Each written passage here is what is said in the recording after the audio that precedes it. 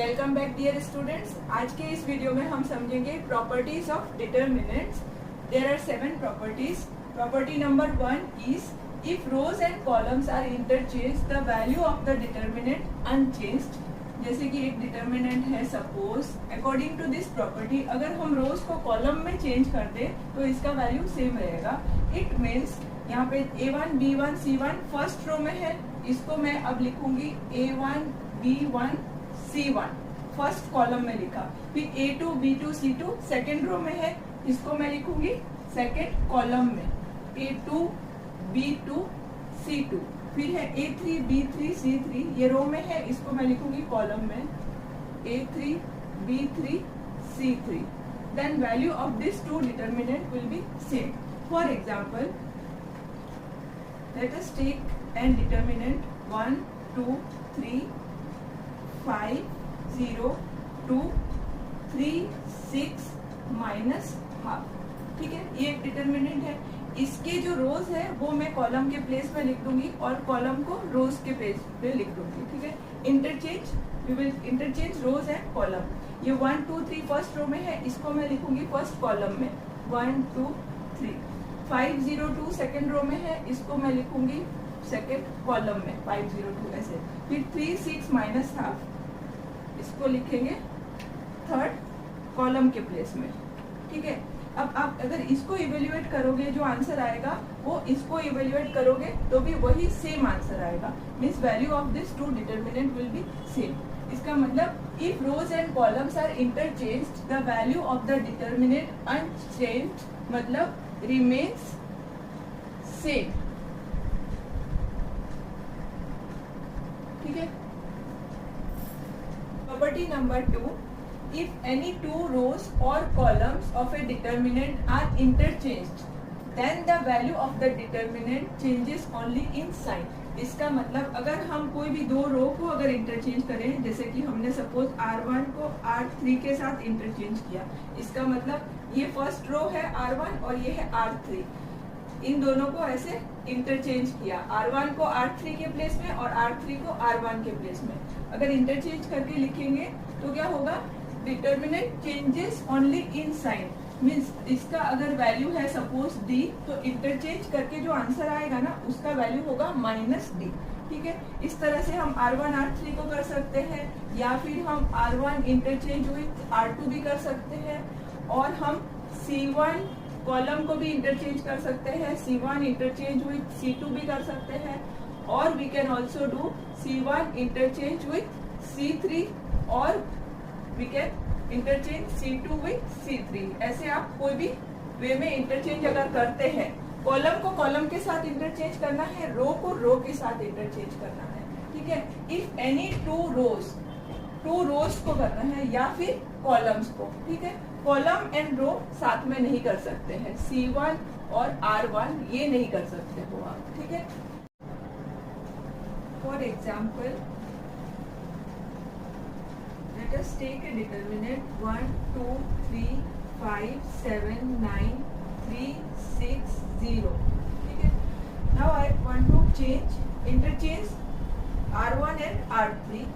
मतलब मैं यहाँ पे इंटरचेंज कर रही हूँ R1 को R3 के साथ, तो मुझे क्या मिलेगा यहाँ पे डिटर्मिनेंट, ये 3 6 0 R3 है, ये आ जाएगा R1 के प्लेस में, यहाँ पे आ जाएगा, and R2 as it is रहेगा 5 7 9 एज इट इज, एंड ये जो R1 है R1 आ जाएगा R3 के प्लेस में। मतलब 1 2 3 कहाँ पे आ जाएगा, R3 के प्लेस में 1 2 3। अब इसको अगर आप इवेल्युएट करोगे तो अगर सपोज ये है D तो इसको इवेल्युएट करके आपका आंसर आएगा -D। फॉर एग्जाम्पल इसका अगर आंसर है 50 तो इस डिटर्मिनेंट का आंसर होगा -50। It means if we will interchange any two rows or any two columns, then value of the determinant changes in sign only। Value same रहेगा, 100 है तो 100 रहेगा, लेकिन साइन चेंज हो जाएगा। अगर प्लस है तो माइनस हो जाएगा, और अगर माइनस है तो वो प्लस हो जाएगा।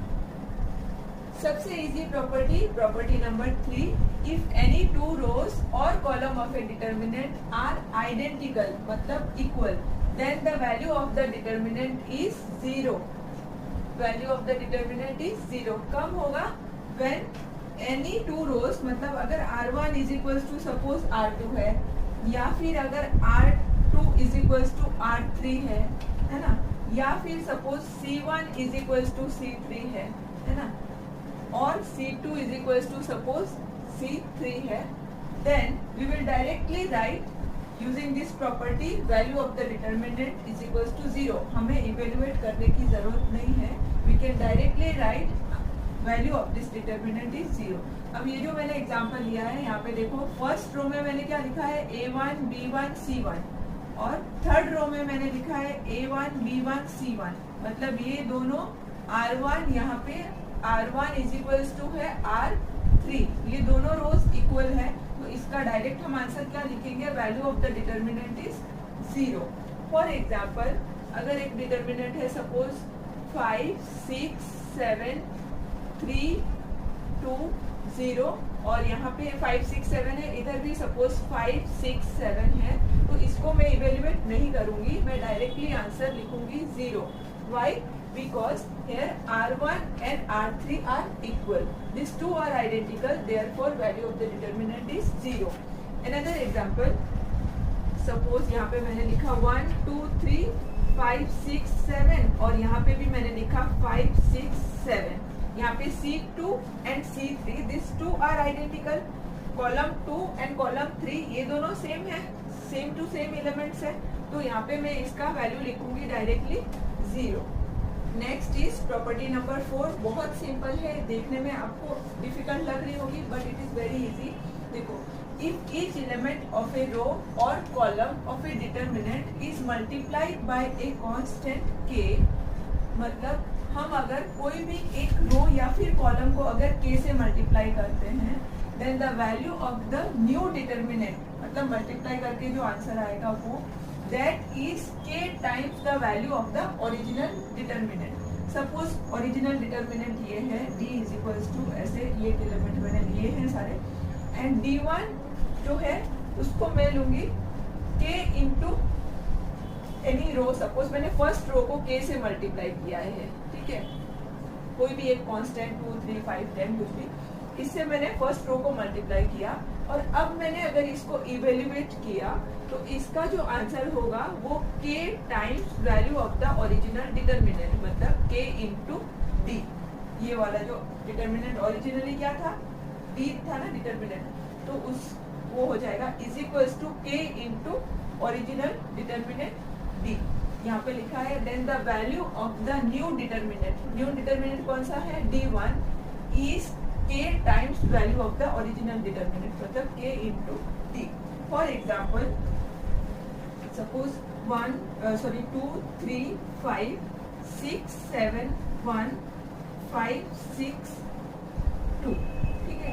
अब इसमें मैं फर्स्ट रो या फिर सेकंड रो, कोई भी एक रो को सपोज मैं 2 से मल्टीप्लाई करती हूँ। फॉर एग्जांपल इसको मैं 2 से मल्टीप्लाई करती हूँ, ठीक है, हर एक एलिमेंट को, ठीक है। तो इसका जो आंसर आएगा ना, ओरिजिनल सपोज ये मेरा d था, तो अब इसको 2 से मैंने मल्टीप्लाई किया है, तो ये जो आंसर अब आएगा ना, उसका वैल्यू क्या होगा, 2 इंटू ओरिजिनल डिटर्मिनेंट d, ठीक है। ये new determinant d1 is equals to 2 into original. Property number 5 बहुत इजी है। If each element of a row और column is expressed as the sum of two numbers, then the determinant can be expressed as sum of two determinants। इसका meaning देखो, if each element of a row is expressed as the sum of two numbers। यहाँ पे देखो जो first row है, first row में जो elements है, these are sum of two numbers, a1 plus x1, यहाँ पे है b1 plus y1, यहाँ पे c1 plus z1। Then the determinant can be expressed as sum of two determinants। मतलब ये जो डिटर्मिनेंट है, this determinant can be expressed as sum of two determinants। ये डिटर्मिनेंट 1 और ये है डिटर्मिनेंट 2। इसको कैसे रिप्रेजेंट करना है वो देखो, यहाँ से हम फर्स्ट एलिमेंट को ले लेंगे a1 b1 c1। यहाँ पे लिखा मैंने a1 b1 c1 and this two will remain same, ठीक है। और यहाँ पे है नेक्स्ट जो एलिमेंट्स है वो है x1 y1 z1। तो सेकेंड डिटर्मिनेंट में हम लिख देंगे x1 y1 z1 and these two rows will remain same. So now this determinant can be expressed as sum of two determinants. Important property, property number 6. If a constant multiple of each element of any row or column is added to the corresponding elements of any other row or column, then the value of the new determinant so obtained is the same as that of the original determinant. ये जो लिखा है इसको मैं mathematically समझाती हूँ. देखो बहुत इजी है. According to this property, we can replace R1 by R1 plus any constant multiple of the other row. मतलब ये जो सेकेंड रो है इसको हम कोई भी कांस्टेंट से मल्टीप्लाई करके ऐड कर सकते हैं. सपोज R2 को मैंने कोई भी कांस्टेंट K से मल्टीप्लाई किया, फिर मैंने R1 के साथ ऐड किया. ठीक है, तो ये जो न्यू R1 मिलेगा, new R1 is R1 plus K into R2. और अगर मैं ये अप्लाई करती हूँ तो मुझे जो डिटर्मिनेंट मिलेगा उसका वैल्यू भी सेम जो पहले वाला डिटर्मिनेंट था, ओरिजिनल डिटर्मिनेंट था, उससे एग्जैक्टली सेम आएगा. ठीक है, ये ऑपरेट कर सकते हैं. और also we can do R2s, कोई भी हम कर सकते हैं. इसमें R2 को चेंज कर सकते हैं bye R2s, R2 plus K into R1 या फिर K इंटू R3, या फिर यहाँ पे माइनस साइन भी हो सकता है. सपोज मैं R3 को चेंज कर रही हूँ by R3 minus K into R2. Suppose in this way we can do. मतलब कोई भी हम रो या फिर कॉलम को चेंज कर सकते हैं इन this way. Therefore by R1s R1 plus K into R3, K into R3 मतलब इन सबको K से मल्टीप्लाई करना है. तो क्या हो जाएगा, ये K A3, K B3, K C3. फिर हमें R1 के साथ ऐड करना है तो हमें न्यू R1 मिलेगा. ये है new R1. New R1 is previous R1 plus K into R3. मतलब ये जो न्यू R1 है वो हमारा हो जाएगा A1 plus K into A3, फिर हो जाएगा B1 plus K into B3, फिर C1 plus K into C3. मतलब मैंने R3 को K से मल्टीप्लाई किया, फिर R1 के साथ ऐड कर दिया, तो मुझे क्या मिला, न्यू R1. ठीक है, ये R1 चेंज होगा, बाकी तो कुछ चेंज नहीं करना है. यहाँ पे R1 को ही चेंज करना है, तो R1 को चेंज कर दिया और रिमेनिंग ये जो दोनों है उसको हम लिख देंगे as it is. A2 B2 C2 A3 B3 C3. ठीक है, तो ये होगी हमारी property number 6. And this is equals to original determinant D by this property.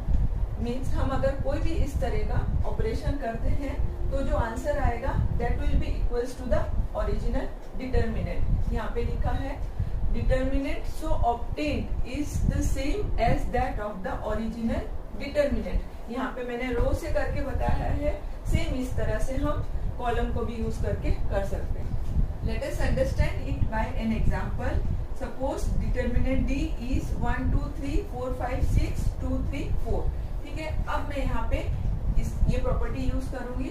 देखो अगर मैं यूज कर रही हूँ सपोज यहाँ पे R1s, new R1 is R1 plus 2 into R3. मतलब यहाँ पे क्या करना है, ये जो R3 है, ये रो 3 है, इसको 2 से मल्टीप्लाई करना है. ठीक है, तो ये एलिमेंट्स क्या बन जाएंगे, 2 से मल्टीप्लाई करके 4, ये बन जाएगा 6 और ये बन जाएगा 8. फिर ये 4 6 8 को इसके साथ ऐड करना है तो हमें न्यू R1 मिलेगा. ठीक है, तो इसको करते हैं. न्यू R1 क्या होगा, 1 प्लस ये बन जाएगा, देखो 4 है ना, ये बन जाएगा 6 और ये बन जाएगा 8. तो ये हम क्या करेंगे, यहाँ पे 1 प्लस 4, 2 प्लस 6 और 3 प्लस 8.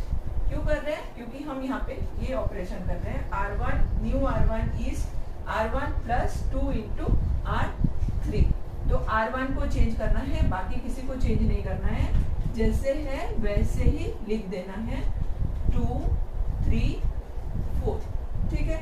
तो अब हमें जो आंसर मिलेगा ना 5, 8, 11, 4, 5, 6, 2, 3, 4. Last property number 7, triangle property. According to this property, if all the elements of a determinant above or below the diagonal are 0, then the value of the determinant is equal to the product of its diagonal elements. मतलब ये determinant है और इसको हम बोलते हैं diagonal, ठीक है। ये है डायगोनल और इस डायगोनल के बिलो या फिर एबोव अगर सारे एलिमेंट्स 0 होंगे, then according to this property it is equals to the product of diagonal elements. मतलब इन तीनों को मल्टीप्लाई करके जो आंसर आएगा वो होगा डिटर्मिनेंट का वैल्यू। तो ये एग्जांपल्स है, देखो इसमें ये डायगोनल एलिमेंट है, डायगोनल एलिमेंट के बिलो ये सब एलिमेंट 0 है, ठीक है। तो इसका वैल्यू क्या होगा, प्रोडक्ट ऑफ डायगोनल मतलब a1 into b2 into c3, a1 into b2 into c3, ठीक है।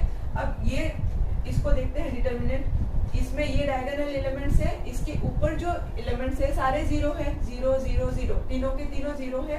तो इस डिटर्मिनेंट का वैल्यू क्या होगा, प्रोडक्ट ऑफ डायगोनल मतलब ये डायगोनल है, प्रोडक्ट ऑफ डायगोनल एलिमेंट मतलब a1 into b2 into c3। तो यहाँ पे आया a1 into b2 into c3, ठीक है। एग्जाम्पल देखो, यहाँ पे ये डायगोनल है, डायगोनल के ऊपर ये तीनों एलिमेंट 0 है, तो हम यहाँ पे ट्रायंगल प्रॉपर्टी यूज कर सकते हैं। ट्रायंगल प्रॉपर्टी क्यों बोला है, क्योंकि ये एक ट्रायंगल बन रहा है यहाँ पे, ठीक है, और यहाँ पे भी ये एक ट्रायंगल जैसा बन रहा है, ठीक है। तो इसका वैल्यू क्या होगा, according to this property product of diagonals मतलब 3 इंटू 7 इंटू 1। तो 3 इंटू 7 इंटू 1 किया तो मिला हमें 21। So without evaluating using this property, I can write value of this determinant is equals to 21. Okay student, thank you so much for watching my video.